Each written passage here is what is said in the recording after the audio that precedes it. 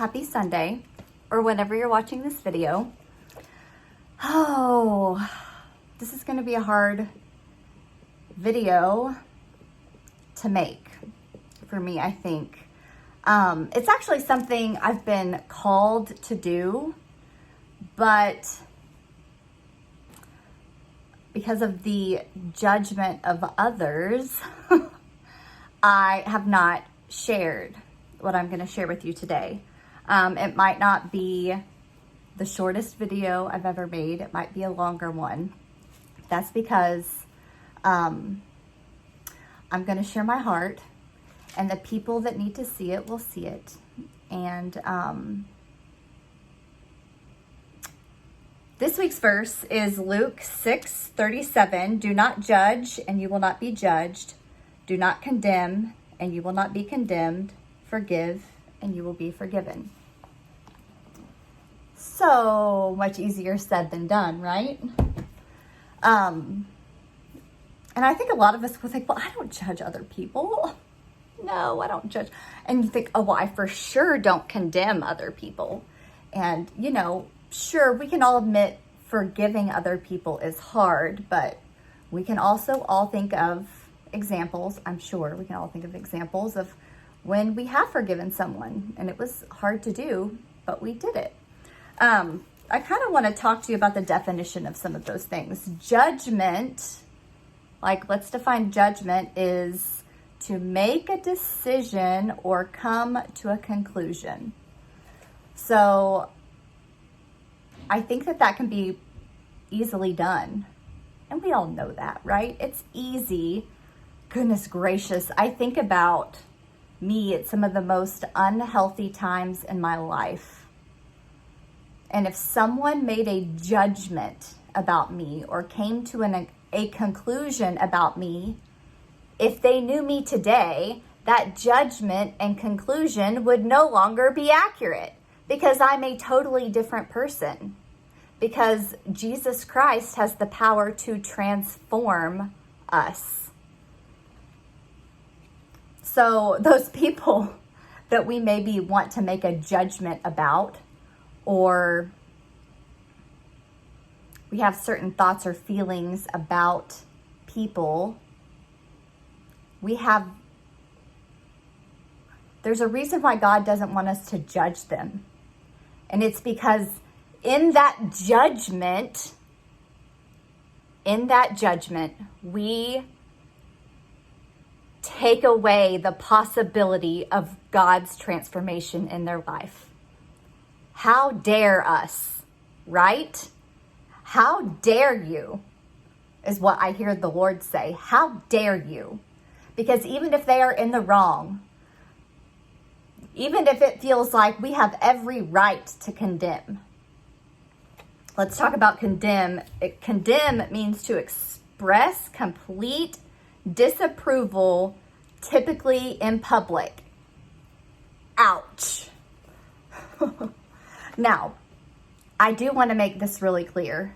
I think that there is this, and I've said it a million times before, there's this overwhelming definition of love. We just need to love everybody, right? And so we're all of a sudden accepting all of these completely and totally unacceptable things in the name of love, right? Because it's the right thing to do. And we're loving people all the way to hell. That is not what this is talking about. But there is a certain type of arrogance and condemnation that people put towards their expression of what they believe is right. And that can be read and felt by people. And so as we're navigating these interesting times when it comes to politics and the stupid coronavirus and the masks and the shots and abortion and how you school your children, and I could list off all the things, right? The form of birth control you want to use, how you parent your children, all of the things.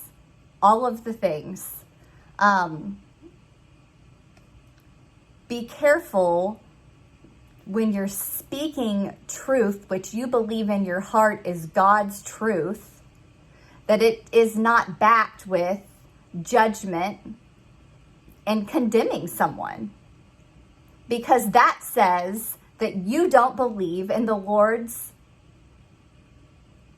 ability to transform those people. And that's where true love comes in. Things are said out of love because you love them and you want the best for them. You want to speak the Lord's truth to them, but you have no right to condemn or judge them, because that's our ruler's job, right? Forgive. Stop feeling angry or resentful towards someone for an offense or a mistake. It also says cancel a debt. We know that's what Jesus Christ did for us, right? He canceled the debt. I put in the email, I think I'm really good at forgiving other people. I'm well practiced. But I have a hard time forgiving myself. And let me explain. Most people don't know my whole entire story. But if I could tell you my whole story in a tiny little nutshell, it's that I was in a really horrible marriage. I was married to a really, really wonderful man who had an addiction problem. And he was angry. He was angry and he was unhappy, and he physically hurt me. And I was really open about, we got divorced and we got remarried. And when we got remarried, we had a very public reconciliation.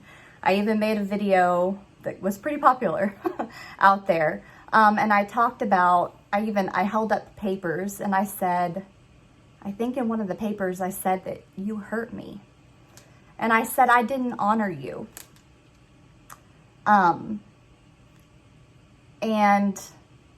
what I didn't say was I wasn't a faithful wife. And I let the weight of me being unfaithful to my husband in our first marriage, I carried the weight of that guilt and that shame. And I did not forgive myself. I didn't ask the right people for forgiveness. I didn't ask him for forgiveness until later, which I don't know that he's been able to give yet. But I didn't forgive myself. That is no way to live. And the reason why I'm telling you this is because the weight of me not forgiving myself kept me trapped in danger. Yesterday was May 8th, and it was the 1-year anniversary of my husband trying to kill me. I fought for my life. I had to fight for my life. I did not think that I was going to live.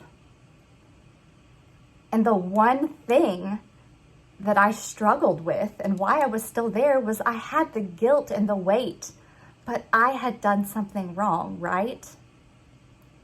And I had a hard time forgiving myself for that. There's a whole lot of verses about confessing our sins, right? Because confession plays such a huge role in forgiveness. Because my guess is there are probably horrible things. And don't get me wrong, I'm not calling you a horrible person. This is every single person on the planet. I just shared with you, you now know the worst thing about me. But you have to, you might be angry with yourself and you don't even know what it's about because you haven't even been willing to face and admit to yourself where you're in the wrong. So a lot of that comes with confession. And sometimes, my friends, there are people in your life who have done something wrong that will never ask you for your forgiveness. And it has nothing to do with them and everything to do with you. You don't have to have somebody say, forgive me, I did something wrong, in order to forgive them, right? There's like tons of great materials and books out there, but the first step, there's a step process here, but really the first step is really recognizing, what are you hard on yourself about? One thing I try and wake up every single morning and I look at myself in the mirror and I say, Ryan, I forgive you.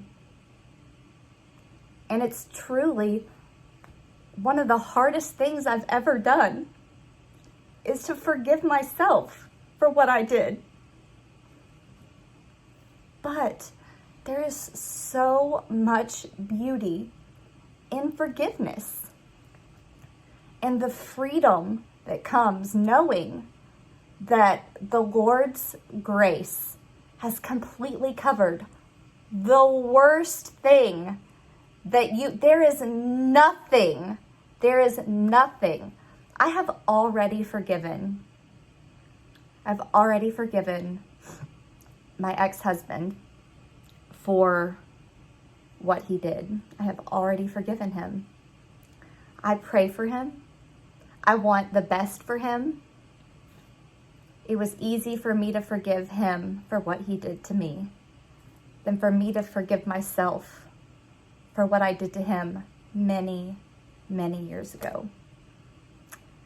But the reality is the weight of not forgiving me came at a cost. It came at trauma on me and my boys, and even my ex-husband, and all the people around me that I had influence over. And so I feel like it's really important for people, especially if you have a platform. If you have a platform and you have an audience, they need to know that you are not perfect and that you have screwed up and that you are forgiven. Because what's on the other side of forgiveness is God's grace. And it is so, so beautiful. And you will be able to minister and share your story and love people so much better. You will be able to be more vulnerable. You will be more relatable. You will be more understanding. Let me tell you, I've been divorced twice now. Same guy. Which is always going to be kind of funny. But I mean, I used to have so much judgment and condemning people that got a divorce. You know why? Because I was living in hell, what I felt like was hell, right? In abuse. And I thought, well, if I can make it, you should be able to. And that's just not the Lord's truth. It's just not. So there's my message for today.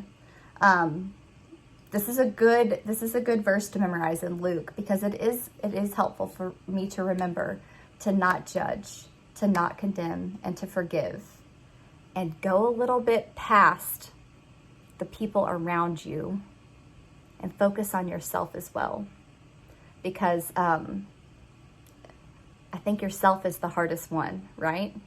And this week, pray that God will open your eyes and show you what you can do. I personally, I feel so at peace. I was able to say I'm sorry and ask for forgiveness, even if I didn't receive it. And I was able to forgive myself eventually. And that's a beautiful thing. So happy week 19. I'll see you guys next week. Bye.